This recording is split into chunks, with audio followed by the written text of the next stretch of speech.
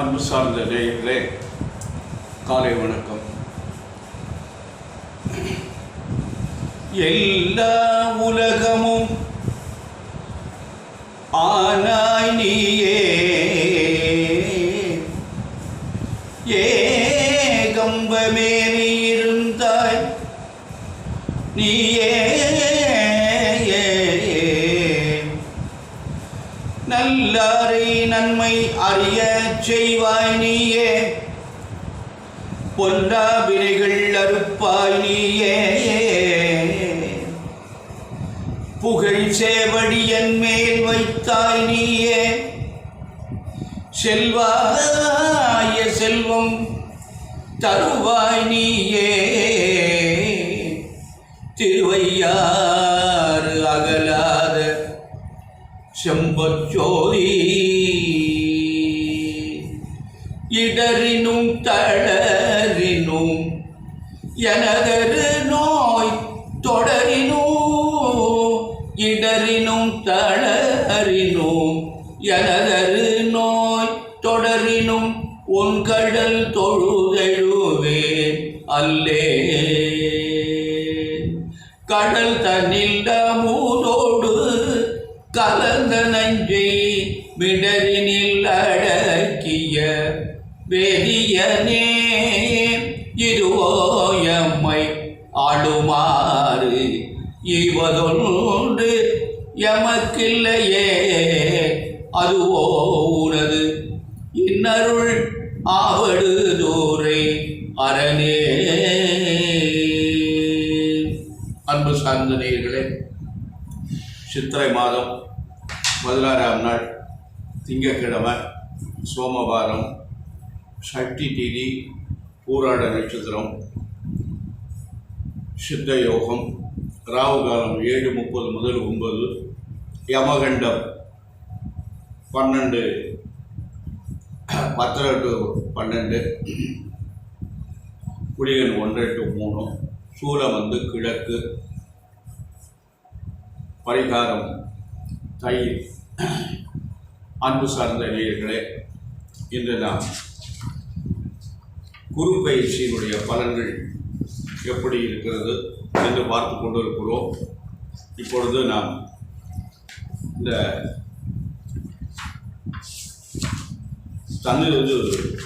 விருச்சிக ராசி வரையும் பார்த்திருக்கிறோம்.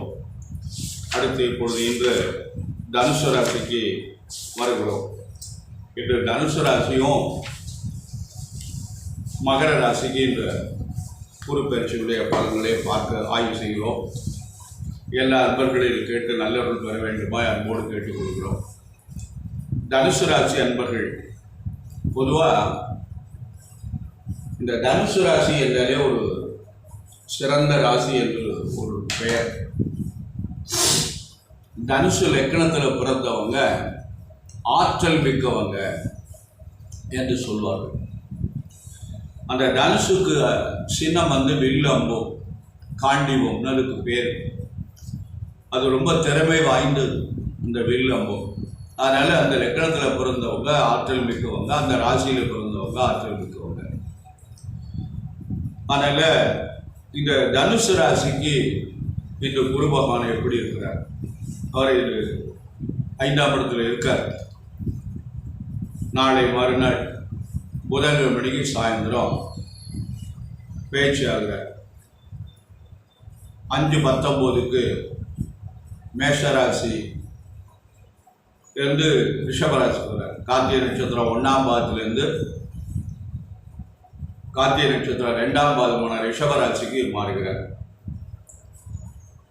இந்த இடம் இந்த தனுசு ராசி அன்பர்களுக்கு நன்மை இல்லை.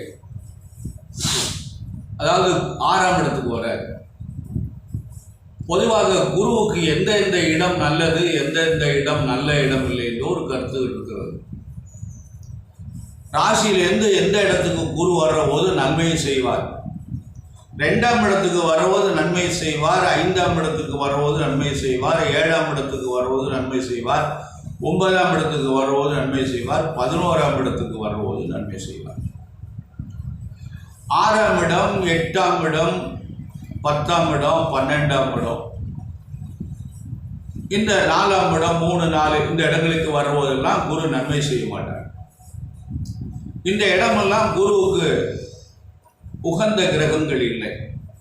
மற்ற ராசிகள் பலமாக இருந்து தசாபுத்தி பலமாக இருந்தால் நன்மை செய்வார். ஆகவே இப்போ தனுசு ராசி அன்பர்களுக்கு குரு பகவான் 5ஆம் இடத்திலிருந்து 6ஆம் இடத்துக்கு வருகிறார். 6ஆம் இடம் என்பது ரணம், சத்ரு, நோயையும் எதிர்ப்பையும் கொடுக்கக்கூடிய இடம். ஆகவே இந்த குரு பேச்சு தனுசு ராசி அன்பர்களுக்கு சிறப்பாக இருக்காது. நாளை ஒரு நாள் தான் இருக்கு, இன்று ஒரு நாள், நாளை ஒரு நாள். ஆகவே இந்த இடம் நன்மை இல்லை. நோயின் தொந்தரவு அதிகமாக உண்டு, தொல்லைகள் அதிகம் உண்டு, தடைகள் ஏற்படலாம், விரயங்கள் ஏற்படலாம், நண்பர்களிடம் விரோதம் ஏற்படலாம், மனைவி மக்கள் ஆதரவு உண்டு. இது ஒன்றுதான் இவருக்கு சிறப்பு. மனைவி மக்கள் ஆதரவு உண்டு. இக்காலம் மிகவும் சிரமமான காலம். இந்த தனுசு ராசி என்பவர்களுக்கு இந்த ஓராண்டு ஒரு நல்ல காலம் இல்லை. அதனால ரொம்ப கவனமா நிதானமா நடந்து கொள்ளுங்கள். உங்களுக்கு இந்த இறை வழிபாடு தான் உங்களுக்கு மிக உயர்ந்தது. ஆகவே தட்சிணாமூர்த்தி வழிபாடு வியாழக்கிழமை தோறும் செய்து வாருங்கள், நல்ல பலன் கிடைக்கும். ஆகவே பொதுவாக எல்லாத்துலேயும் நிதானமாக கவனமாக நடந்து கொண்டீங்கன்னா நல்லது, நன்மை நடைபெறும். ஆனால் ஒன்று என்னன்னு கேட்டிங்கன்னா, இந்த தனுசு ராசி என்பவர்களுக்கு 7.5 சனி முடிந்தது. 7.5 சனி முடிந்து மார்கழி மாதம் 4ஆம் தேதி முடிஞ்சது. இப்போ சனி பகவான் நல்ல இடத்துல, அருமையான இடத்துல இருக்கார், 3ஆம் இடத்துல இருக்கார். அதோட ராகு பகவானும் நல்ல இடத்துல இருக்காங்க. இன்னும் ஓராண்டு இருப்பார் அவர். இப்போ குரு பகவான் சிரமத்தை கொடுத்தாலும் இந்த ராகு பகவானும் சனி பகவானும் எங்களுக்கு நன்மை செய்வார், நிச்சயமாக நன்மை செய்வார், கவலைப்படாதீர்கள். ஆனால் குரு பகவானுடைய வழிபாடு உங்களுக்கு ரொம்ப முக்கியம். ஏன்னா சனி 3ல் இருக்கிற போது அந்த 2.5 ஆண்டுகள் அவரால் என்னென்ன நன்மை நமக்கு செய்ய முடியுமோ அத்தனை நன்மை செய்வார். அதே மாதிரி 4ல் ராகு இருக்கிற போது அவருடைய எதிர்காலத்தை நிர்ணயம் பண்ணுவார் நல்ல நிலையில். அதனால் கவலைப்படாதீர்கள், கவனமாக நடந்து கொள்ளுங்கள். தனுசு ராசி என்பவர்களுக்கெல்லாம் நல்ல நாள்.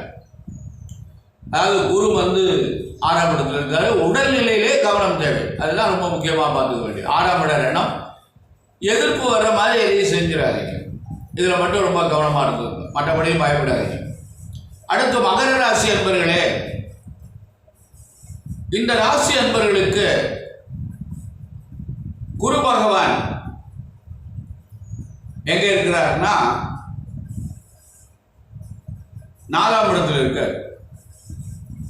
4ஆம் இடத்துல இருந்து 5ஆம் இடத்துக்கு வர்றார்.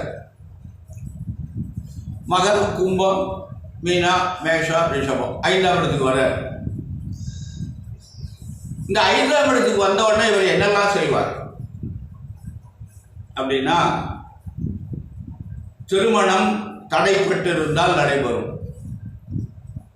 குழந்தை உண்டாகும், பொருளாதார முன்னேற்றம் ஏற்படும், புது மனைகள் வாங்கலாம், நிலம் வாங்கலாம், கடந்த ஆண்டு ஏற்பட்ட துன்பங்களில் விலகி நன்மைகள் ஏற்படும். இந்த மகர ராசி அன்பர்களுக்கு குருவான் 2 ஆண்டுகளாக நல்ல இடத்துல இல்லை, 3, 4 ரெண்டுமே குருவான் நல்ல இடம். அதனால இப்போ 5ஆம் இடத்துக்கு பாக்கியஸ்தானத்துக்கு வர அருமையான பலன்கள் எல்லாம் கிடைக்கலாம். நண்பர்கள், உறவினர்கள், மேல அதிகாரிகள் ஆதரவும் கிடைக்கும். பதவி உயர்வு உண்டு. வெளியூர் வியாபார பிரயாணங்கள் ஏற்படும். பெற்றோர் உடல்நிலை நல்ல நிலையில் இருக்கும். கணவன் மனைவி உறவு மகிழ்ச்சியாக இருக்கும். ஆக இந்த மகர ராசி என்பவர்களுக்கு இது ஒரு அருமையான நாள். ஆனால் 7.5 சனி இருந்து கொண்டு இருக்கிறது. ஏன்னா ஒரு 2.25 ஆண்டுகளுக்கு குறையாமல் இந்த சனி பகவானுடைய தாக்கம் இருக்கிறது. முதல் சுற்று, இரண்டாவது சுற்று, மூன்றாவது சுற்று என்பதால் கவனமாக நடந்து கொள்ளுங்கள். அதனால இந்த 7.5 சனி ரொம்ப சிரமப்படுத்தும். இந்த கிரகங்கள் மற்ற கிரகங்கள் சிறப்பாக இருந்தாலும் இந்த சனி பகவானுடைய ஆதிக்கம் நமக்கு இருக்கத்தான் செய்யும். அதனால சனி பகவானுடைய வழிபாடு விடாமல் செய்து வாருங்கள். சனிக்கிழமை தோறும் விரதம் வந்து சனி பகவானுக்கு எள்ளு தீபம் ஏற்றி அர்ச்சனை பண்ணுங்கள். காக்காய்க்கு அன்னம் வைத்து சாப்பிடுங்கள். இயன்றால் பன்னி பத்திர இலையினால அர்ச்சனை பண்ணுங்கள். அதனால இந்த சனி பகவானுடைய தாக்கம் கொஞ்சம் குறையும். இப்போ உங்களுக்கு இந்த மகர ராசிக்கு வந்து இப்போ ராகு வந்து அருமையான இடத்துல இருக்காரு, நல்ல இடத்துல இருக்காரு. ராகு பகவான் எங்கே இருக்காருன்னா 3ஆம் இடத்துல இருக்கார். 3ல் ராகு ரொம்ப நல்லது. அதனால மகர ராசி என்பவர்களே கவலைப்படாதீர்கள். குரு பகவான் உங்களுக்கு நல்ல அருமையான பாக்கிய ஸ்தானத்துக்கு வர்றார். இந்த ஓராண்டு உங்களுக்கு இயன்ற நன்மைகளை, நல்ல காரியங்களை அனைத்தையும் செய்வார். ஆகவே 7.5 சனியுடைய தாக்கம் இருக்கிறது. அதனால் கவனமாக நடந்து கொள்ளுங்கள். நாளை மறுநாள் புதன்கிழமை அன்னைக்கு உங்களுக்கு குரு பயிற்சி இருக்கிறது. அந்த குரு பயிற்சி அன்று நீங்கள் இறை வழிபாடு செய்யுங்கள். உங்களுக்கு நல்ல பலன்களை தரும். அன்பான நேயர்களே, பயப்படாமல் இறை வழிபாடு செய்து வந்தால் உங்களுக்கு நல்ல பலன்கள்லாம் கிடைக்கும். அதாவது பக்தியோடு, அன்போடு, ஆசாரத்தோடு அந்த இறைவனை நாடி நாம் வணங்குவோமேனால் நம்மளை கைவிட்ட மாட்டான். இறைவன் இருக்கிறான் பயமே என்று ஒருத்தர் சொல்றாங்க. இறைவன் இருக்கிறான், இல்லை என்று நம்மால் மறுக்க முடியாது. காற்று இருக்கிறது, உருவம் இல்லை. இறைவன் இருக்கிறான், உருவம் இல்லை. காற்றுக்கு பவர் இருக்கிறது, அது போன்று இறைவனுக்கும் பவர் இருக்கிறது. ஆகவே அன்பான நேயர்களே, இறை வழிபாடு தான் நமக்கு இந்த காலங்கள் ஒரு நல்ல அருமையான பலன்களை தரும். தனுசு ராசி என்பவர்கள் 7.5 முடிந்தது. ஆனால் குரு பகவானுடைய சிறப்பு இல்லை. ஆனாலும் சனி பகவானும் ராகு பகவானும் தனுசு ராசி என்பவர்களுக்கு நல்ல பலனை தருவார். அதுபோன்று இந்த மகர ராசி என்பவர்களுக்கும் ராகு வந்து 3ஆம் இடத்தில் இருப்பது ஒரு சிறந்த அமைப்பு. அதாவது ஒரு கருத்து உண்டு, மகர ராசி என்பது சனியினுடைய சொந்த வீடு. அதனால அந்த மகர ராசிக்கு சனி பகவான் அதிகமாக கெடுதலை செய்துவிட மாட்டார். ஆனால் செய்துதான் ஆக வேண்டும். ஏன்னா அவருடைய கட்டளை அது. என்னுடைய வீடு, நண்பருடைய வீடெல்லாம் பார்க்க முடியாது. அதனால இருந்தாலும் கவனமாக செய்வார், நிதானமாக, ரொம்ப கெடுத்துட மாட்டார் நம்மளை. அப்படினால அவருடைய நம்ம வழிபாடு நாம் செய்து வந்தமையானால் நிச்சயமாக நமக்கு வந்து நல்ல பலன்கள்லாம் நடைபெறும். ஆகவே இந்த வருகின்ற நாளை மறுநாள் புதன்கிழமை அன்னைக்கு நீங்கள் ஆலயத்துக்கு சென்று இந்த சாயந்தரம் 5:19 குரு பயிற்சி நடக்கிறது. அந்த குரு பயிற்சியில் நீங்கள் கலந்து கொண்டு எல்லா நலன்களும் பெற்று பல்லாண்டு வாழ வேண்டும். அன்பான நேயர்களே, மீண்டும் ஒன்றை நான் நினைவுபடுத்த விரும்புகிறேன். அதாவது இந்த மகர ராசி இருக்குது பார்த்தீங்களா, அது ரொம்ப உயர்ந்த ராசி என்று சொல்லியிருக்கிறார்கள். மகர லக்னத்தில் பிறந்தவங்க ஒரு தூய்மையான மனமுடையவர்கள், எந்த தவறு செய்ய மாட்டாங்க. தனுசு லக்னத்தில் பிறந்தவங்க ஆற்றல் மிக்கவங்க. அதே மாதிரி மகர லக்னத்தில் பிறந்தவங்க சிந்திக்கக்கூடிய ஆற்றல் உடையவர்னு சொல்றாங்க. அதே மாதிரி மகர ராசியில் பிறந்தவர்களும் சிந்திக்கக்கூடிய ஆற்றல் இருக்கு. ஒரு மனிதன் சிந்திப்பானேயானால் அவன் தவறு செய்ய மாட்டான். சிந்தித்து செயல்படு என்று பெரியவர்கள் சொன்னார்கள். சிந்திக்கின்ற பொழுது எது நன்மை எது தீமை என்று நமக்கு புரிந்துவிடும். அதனால நாம் தீமையான பாதைகளே செல்லாமல் நல்ல பாதைகளே செல்லலாம். ஆகவே அன்பான நேயர்களே, ஜாதகம் நாம் பார்ப்பது ஓரளவேனும் அதிலிருந்து நாம் விடுபடுவதற்காகத்தான். முழுமையாக நாம் விடுபட முடியாது. தாந்தா முன் செய்த வினை தாமே அறிவிப்பார் அவையர். நாம் முன்னாடி செய்த வினையை நாம் தான் அனுபவிக்க வேண்டும், அதை வேற யாரும் அனுபவிக்க முடியாது. ஒருத்தாரை என் செய்யலாம் ஊரலாம் ஒன்றாய் கூடி வெறுத்தாலும் போகுமோ விதி. எல்லாரும் ஒன்றாய் கூடி மறுத்தால் வெறுத்தாலும் விதி போகுமோ?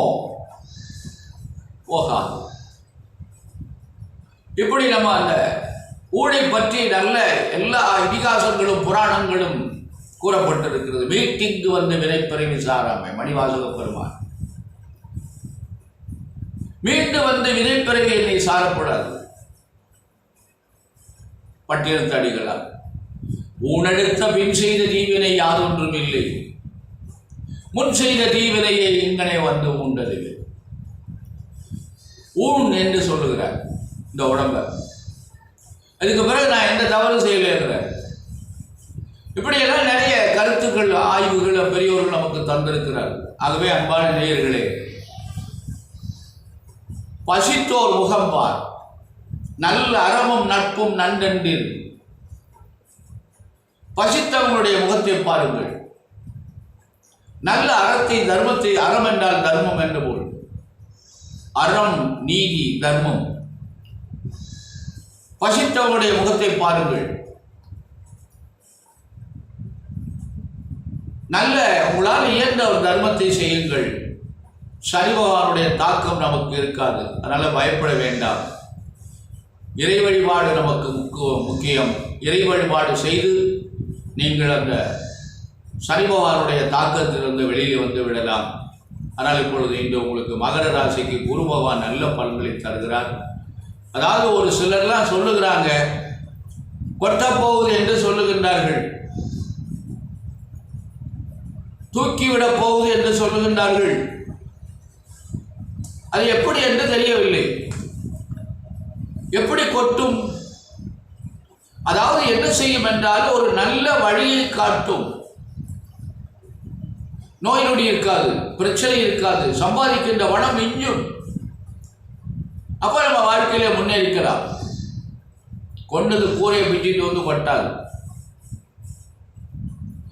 தூக்கி விடுவதற்கு பாதையை காட்டும். நம்ம சும்மா குப்புற அடிச்சு வீட்டில் படுத்துக்கிட்டு தான் தூக்கிட வேண்டாம். முயற்சி பண்ணால், கடுமையான உழைத்தால் தான் நாம் முன்னேற முடியும். ஆகவே கவனமாக நடந்து கொள்ளுங்கள், நல்லருள் கிடைக்கும். எல்லா அன்பர்களும் எல்லா நலன்களும் பெற்று பல்லாண்டு பல்லாண்டு பல்லாயிரத்தாண்டு வாழ எம்பெருமான் பரமேஸ்வரனையும் அன்னை ஆதிபராசக்தியையும் பிரார்த்தனை செய்து நிறைவு செய்கிறேன். நன்றி, வணக்கம்.